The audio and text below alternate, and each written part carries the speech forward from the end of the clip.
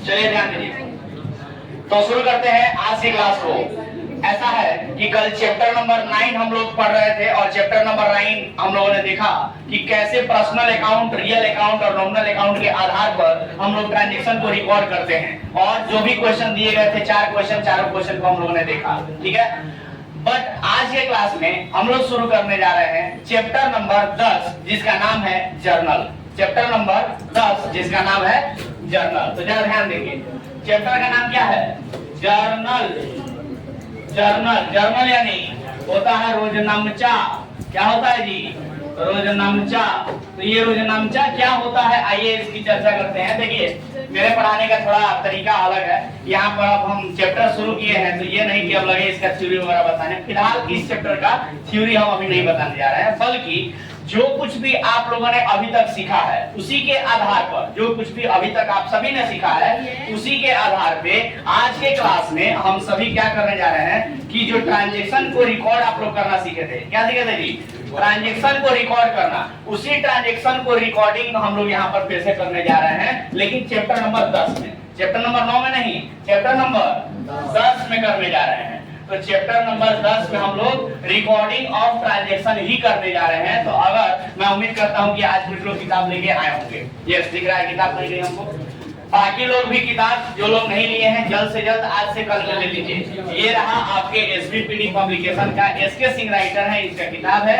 आप सभी को ये किताब ले लेना है। अगर हिंदी मीडियम में जिसको पढ़ना होगा वो व्यक्ति ये किताब लेंगे। इसमें देखिए हिंदी इंग्लिश दोनों में लिखा हुआ है। और अगर जो इंग्लिश मीडियम में पढ़ना चाहते हैं वो केवल इंग्लिश मीडियम बुक लेंगे जिस पर ये हिंदी में नहीं लिखा होगा, केवल इंग्लिश में लिखा होगा। आया बात समझ में? तो ये किताब ले लेना है। चलिए तो फटाफट सभी लोग चैप्टर नंबर 10 निकाल लीजिए और चैप्टर नंबर 10 का आवाज बिल्कुल नहीं होना चाहिए। चैप्टर नंबर 10 का प्रैक्टिकल क्वेश्चन निकाल लीजिए। प्रैक्टिकल क्वेश्चन माने एक्सरसाइज का क्वेश्चन, और एक्सरसाइज का क्वेश्चन नंबर 1 निकालिए, जल्दी कीजिए। एक्सरसाइज का क्वेश्चन नंबर 1 सभी लोग निकाल लीजिए जल्दी। जर्नल चैप्टर, चैप्टर नंबर 10 है और एक्सरसाइज का क्वेश्चन निकाल लेना है, प्रैक्टिकल क्वेश्चन नंबर 1। चलिए सभी लोग शुरू हो जाइए क्वेश्चन नंबर 1 का। करना क्या है सर? ये नया चैप्टर जरूर है लेकिन काम नया नहीं है। मतलब ये हुआ कि जो कुछ भी आप लोगों ने अभी तक सीखा है उसी के आधार पे इसमें भी काम करना है। मतलब ट्रांजैक्शन को रिकॉर्ड करना है और ट्रांजैक्शन को रिकॉर्ड करना आप सभी ने सीखा है। कितने स्टेप में रिकॉर्ड किया जाता है? चलिए बताइए कितने स्टेप में? 3 स्टेप में। पहला स्टेप दो अकाउंट की पहचान करना। दूसरा स्टेप उनका नीचर पहचान के ये बताना कि पर्सनल है कि रियल है कि नॉमिनल है। तीसरा स्टेप उनका गोल्डन रूल पढ़ के उनको डेबिट और क्रेडिट करना। यही सीखे है ना अभी तक? सर काम भी यही करना है, इससे ज्यादा काम नहीं करना है। तो आइए शुरू करते हैं। आप सभी को वहां दिखेगा क्वेश्चन नंबर 1 दिख रहा है क्या सबको? प्रैक्टिकल क्वेश्चन, क्वेश्चन नंबर 1 दिख रहा है क्या? चलिए ध्यान दीजिए। प्रैक्टिकल क्वेश्चन नंबर 1 में सबसे पहले हम लोग देखेंगे, लिखा है 1 का ए। सबसे पहला क्वेश्चन जो दिया है वो 1 नहीं बल्कि 1 का ए दिया है कि नहीं? मतलब 1 का ए, 1 का बी, 1 का सी, 1 का डी ऐसे करके क्वेश्चन दिया है। क्वेश्चन नंबर 2 दिया है। तो सबसे पहले क्वेश्चन नंबर 1 का ए, 1 का बी, 1 का सी, 1 का डी ये सब हम लोग करेंगे और फिर क्वेश्चन नंबर 2 करेंगे। ठीक है सर? तो आइए क्वेश्चन नंबर 1 का ए देखते हैं। लिखा है क्वेश्चन नंबर 1 का ए में निम्नलिखित लेन देनों के लिए रोजनामचा प्रविष्टियां कीजिए। मतलब जर्नल बनाइए। दिए गए लेन देनों के लिए आप लोग भी यही सीखे हैं ना कि लेन देन दिया होगा, ट्रांजैक्शन दिया होगा और उसके लिए हमें क्या करना होगा? उस ट्रांजैक्शन को रिकॉर्ड करना होगा।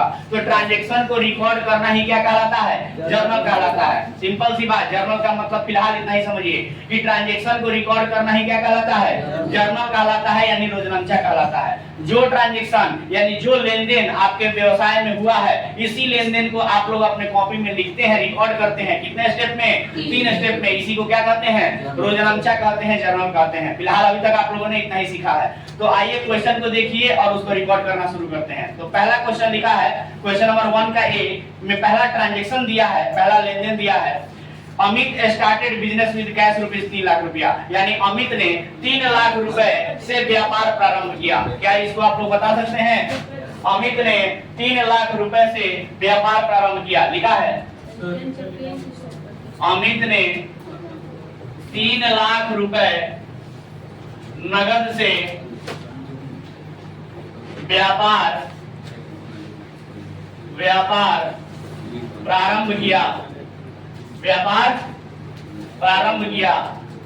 आया बात समझ में? इंग्लिश में अगर लिखे तो लिखेंगे Amit started business with cash ₹3 lakh.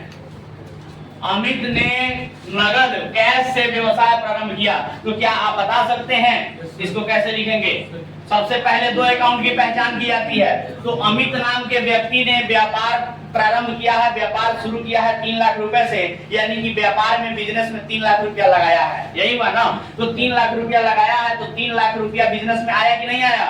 Business में 3 लाख रुपया आया, कैश आया। तो क्या लिखेंगे? कैश अकाउंट लिखेंगे। क्या लिखेंगे जी? कैश अकाउंट लिखेंगे। और चूंकि ये पैसा जो है ये बिजनेस के मालिक अमित ने लगाया है। किसने लगाया है? बिजनेस के मालिक अमित ने लगाया है। और आप सभी को पता है कि बिजनेस के मालिक के नाम का कभी प्रयोग नहीं किया जाता है, बल्कि उसके नाम के जगह पर क्या लिखा जाता है?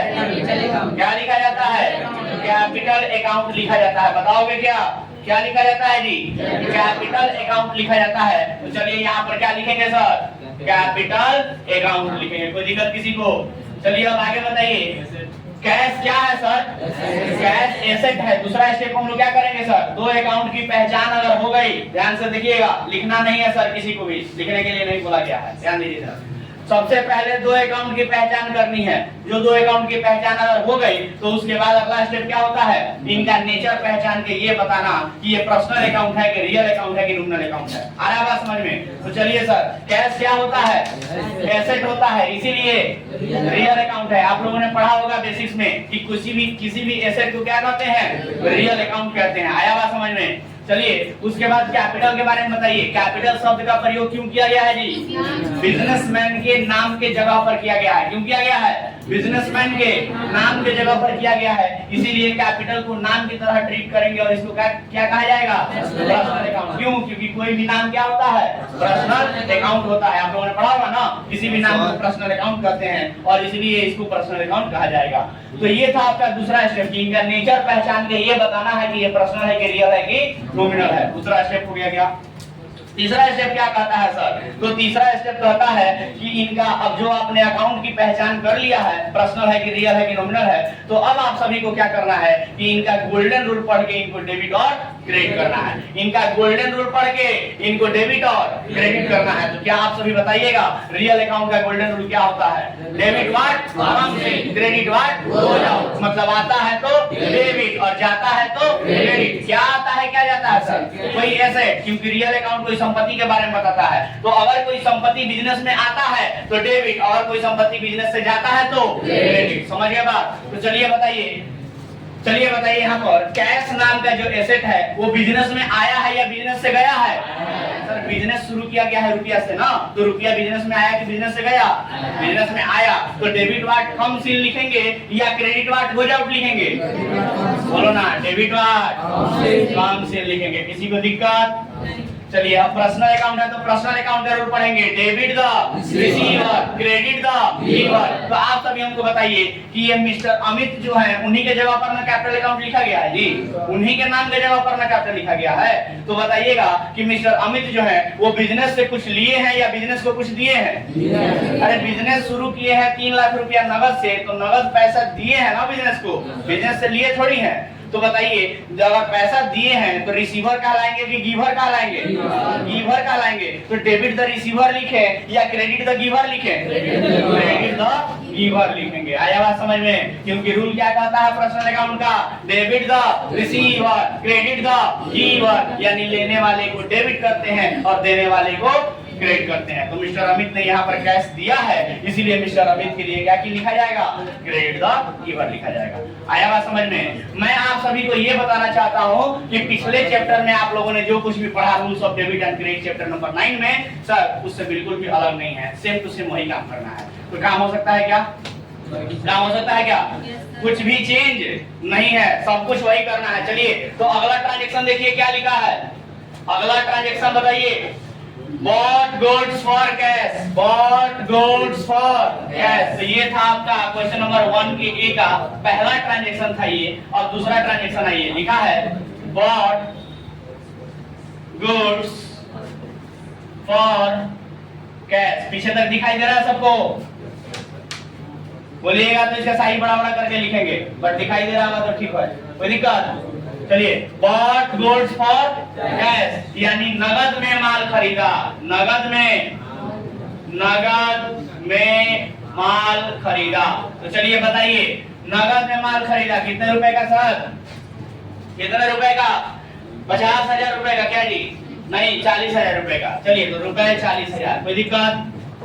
चलिए बताइए, 40,000 रुपए का माल नगद में खरीदे हैं तो इसका प्रभाव व्यवसाय पर क्या पड़ेगा? 40,000 रुपए का माल खरीदे हैं तो माल आएगा और पैसा यही होगा ना? माल खरीदे हैं तो माल आएगा और पैसा जाएगा। तो बताइए, माल आएगा यानी गुड्स खरीदे हैं, तो आप सभी को मैंने सिखाया है कि जब भी गुड्स खरीदते हैं तो क्या लिखते हैं जी? परचेजेस अकाउंट लिखते हैं। और नगद में खरीदे हैं तो माल आया है लेकिन पैसा गया है, तो पैसा गया है तो क्या लिखेंगे? कैश अकाउंट लिखेंगे। किसी को दिक्कत? बोलो ना। चलो, तो पहला स्टेप समझ में आया क्या? दो अकाउंट की पहचान कैसे करनी है। दूसरा स्टेप क्या होता है बताइएगा? इनका नेचर पहचान के ये बताना कि ये पर्सनल है कि रियल है कि नॉमिनल है। तो बताइएगा, परचेज अकाउंट क्या है? परचेज एक्सपेंस है ना? अरे माल खरीदना एक्सपेंस माना जाता है, खर्चा माना जाता है। क्या माना जाता है? खर्चा माना जाता है। और कोई भी खर्च क्या कहलाता है? नॉमिनल अकाउंट कहलाता है। समझ रहे हैं क्या? कोई दिक्कत? पीछे वाले लोग बोल नहीं रहे हैं, बोलना है सर। कैश क्या है? बोलिए, कैश क्या है? एसेट है। एसेट है तो रियल अकाउंट। Very good. चलिए सर, अब नॉमिनल अकाउंट और रियल अकाउंट का रूल पढ़ेंगे। सबसे पहले nominal account, debit all expenses या losses, credit all income and gains यानी खर्च हानि को डेबिट करते हैं, आय लाभ को क्रेडिट करते हैं। तो बताइए, ये परचेज क्या है? एक्सपेंस है, खर्च है, तो डेबिट ऑल एक्सपेंस कहेंगे या क्रेडिट ऑल इनकम कहेंगे? बोलो ना जी सब लोग, डेबिट ऑल एक्सपेंस कहेंगे। कोई दिक्कत? चलिए, अब रियल अकाउंट का रूल पढ़ते हैं। रियल अकाउंट का रूल क्या कहता है? Debit what comes in, credit what goes out यानी आता है तो डेबिट और जाता है तो क्रेडिट। तो बताओगे, पैसा बिजनेस में आया है कि पैसा बिजनेस से गया है? पैसा बिजनेस से गया है तो डेबिट व्हाट कम्स इन कहेंगे या क्रेडिट व्हाट गोज आउट कहेंगे? बोलो ना जी, बोलते नहीं हो। क्रेडिट व्हाट गोज आउट कहेंगे। किसी को दिक्कत? नहीं समझ में आ रहा है क्या? इससे भी आसान कुछ होता है। चलिए सर, तीसरा ट्रांजेक्शन। ठीक है, तीसरा ट्रांजेक्शन लिखे क्या? चलो ध्यान दो, तीसरा ट्रांजेक्शन कह रहा है सोल्ड गुड्स फॉर कैश यानी नगद माल बेचा। नगद माल बेचा, सोल्ड गुड्स फॉर कैश, नगद माल बेचा। चलिए बताइए क्या इसको लिखेंगे? नगद माल बेचा, सोल्ड गुड्स फॉर कैश। तो दो अकाउंट की पहचान कीजिएगा। सबसे पहले दो अकाउंट, नगद में माल बेचे हैं तो पैसा आएगा और माल जाएगा। तो पैसा आएगा तो उसके लिए कैश अकाउंट, और माल जाएगा उसके लिए। आप सभी को हमने बताया है कि जब भी माल बेचते हैं तो क्या लिखते हैं? सेल्स अकाउंट लिखते हैं। यानी हमने बताया है कि गुड्स के लिए दो ही शब्द का प्रयोग करते हैं। गुड्स को जब भी खरीदते हैं तो परचेज अकाउंट, और गुड्स को जब भी बेचते हैं तो सेल्स अकाउंट लिखते हैं। चलिए सर, कैश क्या है बताइएगा? कैश क्या है? एसेट है। एसेट है तो कौन अकाउंट? बोलिए ना जी, बोलते क्या नहीं है? कैश एसेट है तो कौन अकाउंट? Real account. और सेल्स क्या है? अरे माल बेचे हैं तो कमाई होगा ना हमारा, तो सेल किए हैं तो इनकम होगा, और इनकम को क्या कहते हैं? नॉमिनल अकाउंट कहते हैं। क्या कहते हैं जी? नॉमिनल अकाउंट कहते हैं। अब आपके सामने दो अकाउंट है, एक रियल अकाउंट और दूसरा नॉमिनल अकाउंट। दोनों का गोल्डन रूल पढ़ेंगे और उसके हिसाब से डेबिट और क्रेडिट किया जाएगा। तो चलिए, सबसे पहले रियल अकाउंट का रूल बताइए। डेबिट व्हाट क्रेडिट व्हाट, मतलब आता है तो जाता है तो पैसा आया है कि गया है? आया है। तो डेबिट व्हाट कम्स इन कहे या क्रेडिट व्हाट गोज आउट कहे? क्रेडिट व्हाट गोज आउट कहे? नहीं sir, debit what comes in लिखेंगे। कोई दिक्कत? अरे क्योंकि माल बेचा है तो पैसा आया है ना भाई, तो डेबिट व्हाट कम्स इन लिखेंगे ना। नहीं समझ में आया क्या? चलो अगला बताओ, नॉमिनल अकाउंट का रूल। डेबिट और लिखना नहीं है सर, लिखने के लिए मना किए हैं।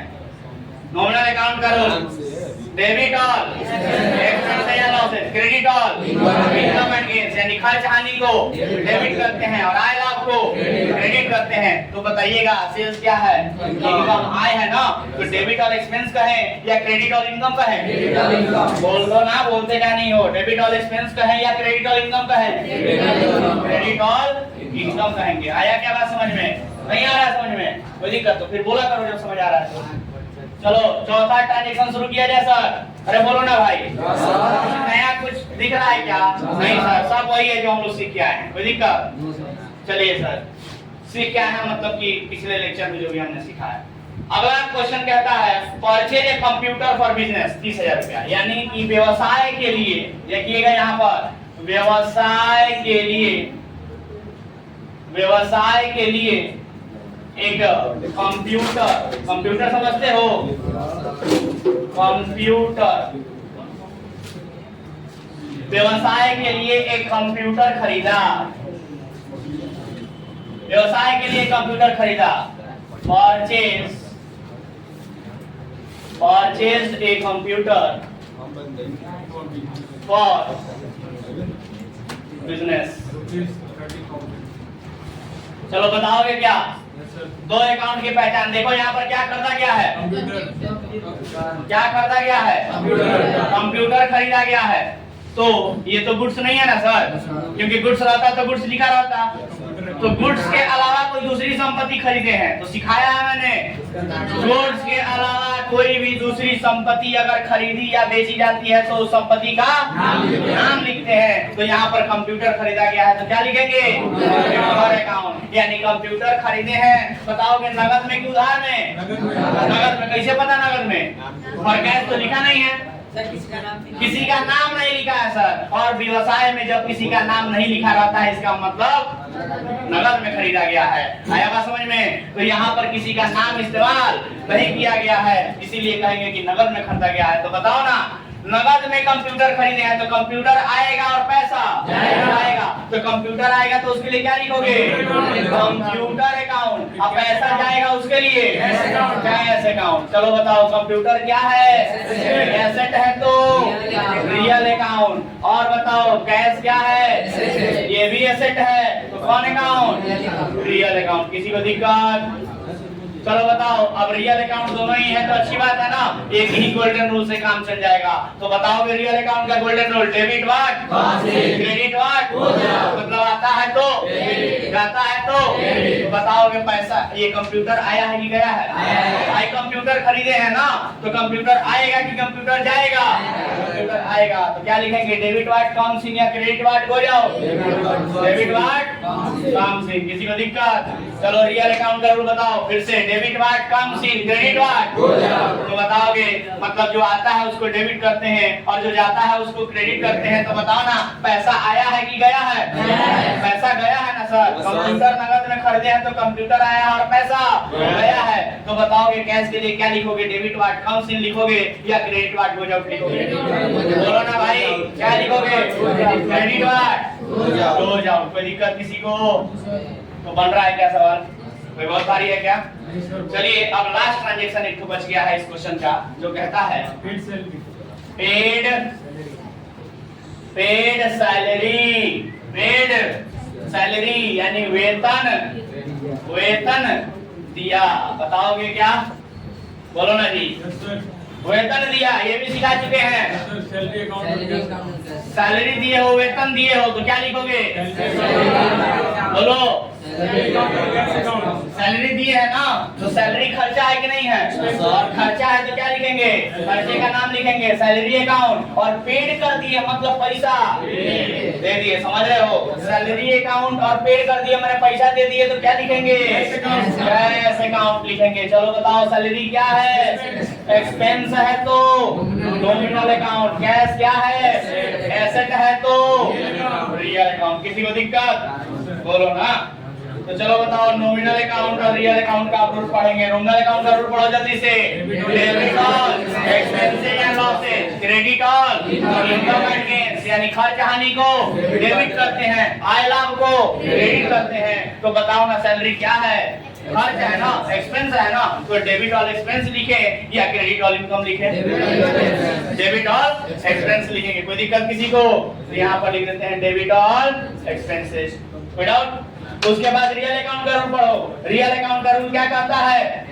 डेबिट वाट क्रेडिट वाट, मतलब आता है तो जाता है तो बताओ कि पैसा आया है कि गया है? पैसा गया है, क्योंकि हम लोगों ने सैलरी दिया है ना सर, तो पैसा जाएगा ना। तो डेबिट वाट कम्स इन लिखे या क्रेडिट वाट गोज आउट लिखे? बोलो ना, credit what goes out. Very good. कोई दिक्कत किसी को? नहीं ना सर। और आप सभी देख सकते हैं कि इसी के साथ आपका ये क्वेश्चन नंबर 1 का ए समाप्त होता है। कोई दिक्कत किसी को? ये 1 का ए समाप्त होता है। तो अब आप सभी से कहेंगे कि इसको जल्दी से नोट डाउन कीजिए। आया बात समझ में? चलिए सर शुरू हो जाइए। तो आप लोग देख रहे हैं क्या कि जो भी बेसिक हम लोगों ने अभी तक सीखा है उसी के आधार पर ये सारे क्वेश्चन बन रहे हैं, कुछ भी नया नहीं है सर। चलिए डू इट फास्ट, जल्दी कीजिए खत्म इसको। चलिए सर, तो मैं उम्मीद करूं कि क्वेश्चन नंबर 1 का ये आप सभी को समझ में आया और अभी तक आप लोगों ने सारा कुछ लिख भी लिया होगा। कोई दिक्कत किसी को? तो चलिए जरा सा क्वेश्चन नंबर 1 का बी को देखिए तो थोड़ा। क्वेश्चन नंबर 1 का बी, क्वेश्चन नंबर 1 का बी की बात करते हैं तो लिखा है जर्नलाइज द फॉलोइंग ट्रांजैक्शन, यानी दिए गए लेनदेनों का जर्नल बनाइए। फिर से वही बनाना है जो हम लोग बना रहे थे, बोलो ना जी। जरा ट्रांजैक्शन को देखो तो सही क्या लिखा है। लिखा है परचेज गुड्स फ्रॉम सत्यम, यानी सत्यम से माल खरीदा। पहला ही ट्रांजैक्शन, सत्यम से माल खरीदा। तो दो अकाउंट पहचान सकते हो? सत्यम से माल खरीदा तो परचेज अकाउंट, और सत्यम से उधार में खरीदा है ना सर, सत्यम अकाउंट। उधार में कैसे पता चला? क्योंकि नाम लिखा है और नाम लिखने का मतलब उधार में है। चलो अगला transaction, paid into bank, bank में जमा किया, बता सकते हो? पेड इनटू बैंक बता सकते हो? बैंक में जमा किया तो बैंक बैलेंस बढ़ेगा तो बैंक अकाउंट, और पैसा यहाँ से गया तो कैश अकाउंट। उसके बाद goods sold to on credit, उधार में माल बेचा, बता सकते हो? नहीं बता सकते हो। एक काम करना, हम नहीं बता सकते अभी। कल आप लोगों को एक नया शब्द सिखाएंगे हम, ठीक है? तो ध्यान दीजिए जरा, कल के क्लास में हम लोग एक नया शब्द सीखेंगे और कल के क्लास में ही क्वेश्चन नंबर 1 का बी हम लोग करेंगे। 1 का ए अभी हो गया, अगले क्लास में हम लोग 1 का बी बना के देखेंगे और उसमें एक नया शब्द सीखेंगे। आया बात समझ में? मैं उम्मीद करता हूं कि 1 का ए आप लोगों को समझ में आया होगा, लेकिन आप सभी से यही कहेंगे कि इस क्वेश्चन को एक बार घर पे जाके आप लोग फिर से बनाएंगे अच्छे प्रकार से, ऐसे ही। आया बात समझ में? और पीछे का जो भी पढ़ाई हो गया है उन सब का रिवीजन करेंगे अच्छे से। जो कुछ भी पढ़ाई हो गया है अभी तक उन सब का रिवीजन करना है अच्छे से। पीछे समझ में आया आप लोगों को बात? अभी तक जो भी पढ़ाई हुआ है सबका रिवीजन करना है, बढ़िया तरीके से रिवीजन करना है और इस क्वेश्चन को दोबारा से घर से बना कर लाना है। और कल हम खुद यहाँ पर 1 का बी बनवाएंगे। 1 का ये हो गया, 1 का बी हम बनवाएंगे। चलिए तो मेरे तरफ से आज के लिए इतना ही, मिलते हैं अगले क्लास में, तब तक के लिए टाटा।